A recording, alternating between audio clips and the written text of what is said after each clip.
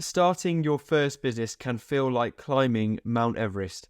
It's dangerous, it can feel treacherous, and it's definitely uncertain.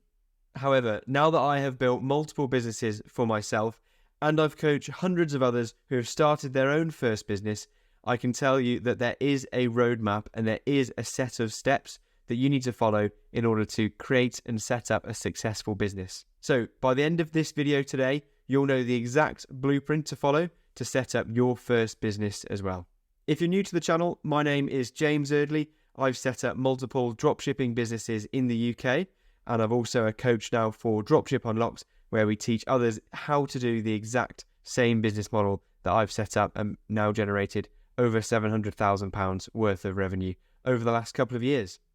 I believe in teaching people how to run a business that not only generates the money and the income that they're looking for, but more importantly, it generates the lifestyle that they're looking for. So if you want to build a business that not only generates the income that you want, but as well it also brings about the lifestyle that you want to live, where you can choose to do what you want when you want, then you're in the right place, and we'll go through the exact formula in this video. So there's a 5-step process that I always follow, and the first step is to clarify what are your lifestyle goals. Before you start a business, before you decide which business to start, you need to have clarity over what do you want your life to look like. And when you've got that business set up, and when you can look back to see, have you created a business that you love and you've created a life you love? The worst thing that you can do is skip this step, run straight away headfirst into building a business and not thinking about how will that business actually look for your life when it's up and running. Sometimes you can be so hasty to get started and start selling or start offering up your time for money, and then you don't realize that by the time you've built this business, a couple of years down the line, it's not actually a business that you want to run because it's completely dependent on your time, or perhaps you don't enjoy doing the work that generates the income, and then you're stuck in a loop where instead of creating a dream business, you've actually just created a new set of chains and a job that you don't want to do. Instead of that, the first thing to do, and the first step in this 5-step process, is to be absolutely clear on your goals. So determine what you want your life to look like. Where do you want to live? How much do you want to travel? Do you want to have family if you haven't already? Do you want to have a house? Do you want to live in an apartment? Do you want to be in the city? Do you want to be by the beach? These are the types of decisions that you need to make up front and have a think about. Don't limit yourself. Think about how would you like your business to look. The more you can dream and the more specific you can be about exactly how you want your life to look, the better it is. You can only achieve the goals that you know you're aiming for. So you need to be really clear at this stage on exactly how you want your lifestyle to look. Once you have a picture, and the best way to do this is on paper, to write down how you want your family to look, your income to look, where you want to live, what you want your accommodation to look like. Once you've got those 4 criteria on a piece of paper and you're really clear on where you want to be, when you've got your business set up, then you can move on to the next step. Then you need to back that up with the reason why you're doing it. So the first step is to know exactly what you want. And the second step, for everything that you've written down for what you want, there needs to be a strong why, a strong reason why that's so important for you. So when things get tough, when obstacles come up, inevitably when you're building your business, you can then look back at that piece of paper that you've written down your strong reasons why you're going after the goals you're going after. The next step now is so much more clear once you've completed the step before. So now step 2 is that you can list all of the businesses that you know of that will allow for your dream lifestyle. So if your dream lifestyle includes traveling, that means that you'll need to have a business that you can either run from anywhere in the world, or it's a business that can run completely independent of you. Also, you need to think of what sort of business can actually achieve the income goals that you've got. If you've got large income goals and you want to earn £1 million a year, then you can't be running a business that's only got a small scale.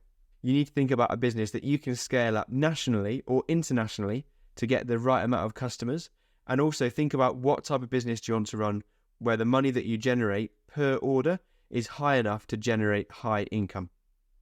So, for example, the business model that I decided on is the high ticket dropshipping business model, where you use the home turf advantage.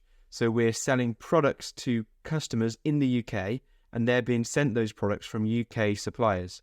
Now, the reason why this works for my lifestyle goals is because a high-ticket dropshipping business can be run from anywhere in the world. It's completely online. All you need is a laptop, And secondly, the high ticket aspect means that you're selling products that have an average order value. So each product that you sell is over £1,000 on average. So what that means is you can comfortably make 300, 400, £500 per order, and therefore you only need to make, say, 6 orders to generate consistent £2,000, £2,500 monthly profit.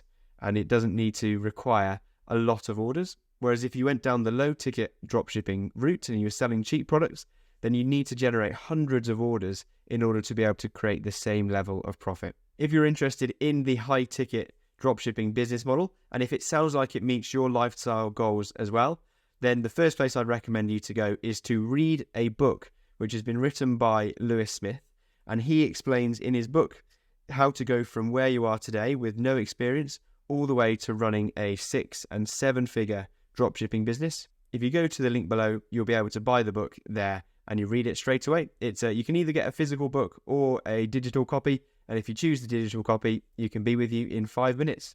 Now, on to step 3. Now that you know which business model you want to go with, as long as it meets your lifestyle goals from step 1, step 3 is finding role models.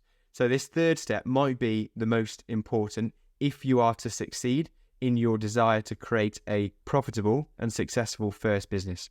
So when I first started a business a few years ago, I started a low ticket, cheap products dropshipping business. I was selling products from China, and the biggest mistake I made was that I thought I could do it all by myself. I thought I'd follow YouTube videos because you could piece it all together, and there was that much content out there for free that I'd be able to work out how to do it all from a laptop and work it out for myself. I was very wrong. I set up Facebook ads using advice from YouTube videos, and I chose products using advice from YouTube videos as well. What that left me with was spending far too much money on Facebook ads and not making anywhere near enough sales to cover the ad spend. So I lost and wasted a lot of money.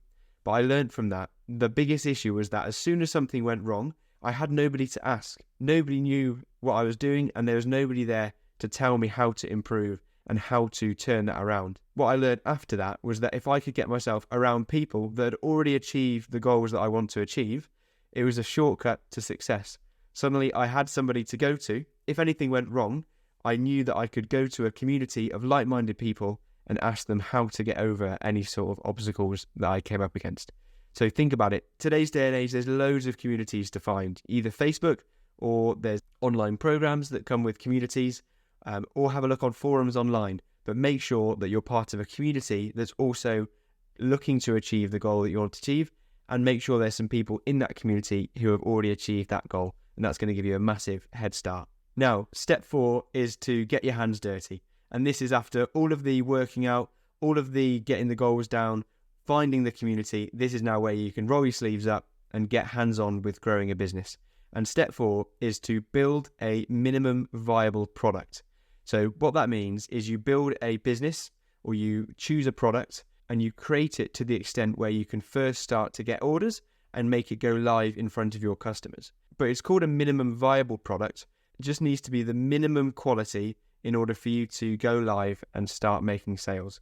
Don't go over the top. The quicker you can go from business idea to getting your product in front of customers, the better, because you can learn faster.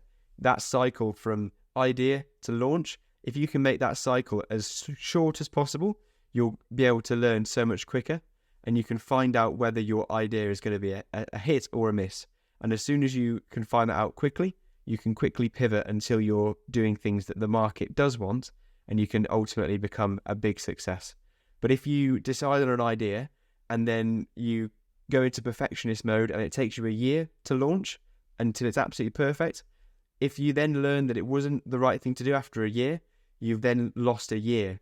Whereas if you can get up and running within, say, 1 or 2 months, then after that time of being up and running and getting the minimum viable product ready, then you can learn straight away and you're in front of your customers. So to speed up the process for you, if you do like the idea of going into high ticket dropshipping, the second link in my description is a link where you can download 101 profitable niche ideas. So it gives you a head start in terms of which products to sell if you want to become a high ticket dropshipper. So click on the link below, download that list, and you've got a head start then, and that will save you the hassle and time of having to think about products to sell. Instead, you can go straight to that list, and then you can go from there to validate those products before going on to sell them. And finally, step 5 is where things really take off and get exciting. Step 5 is where you can scale, you build a team that fulfills your business for you, and that's when you get the freedom that you first went after. So what that means is you learn what the market wants, you give it to them, and you scale up what the market wants until you bring team members in to do things that you don't need to do. And then eventually you'll realize that you don't need to be working on your business anymore at all, because it can all be ran by your team that you've employed. So the way I've done it is through hiring virtual assistants, and they can now run my businesses day to day so that I have the ability to work on whatever I want to work on in terms of growing the business, but also that freedom that we're aiming for when we first made that step 1 and we wrote down what our goals are. That at this point, when we've scaled and outsourced, this is when we can step back and start to live that life that you were looking for from step 1. So there you have it. There's my 5-step process for building your first business. If you've been taking notes, make sure you've got those 5 points written down. So this is just the beginning of your business. If you're interested in running a high-ticket dropshipping business, then I recommend you check out this next video, which is where I explain the power of running a high-ticket dropshipping business. This video is called Why High-Ticket Dropshipping is Your Path to Freedom. So I hope you enjoyed today's video, and now go and check out that next video.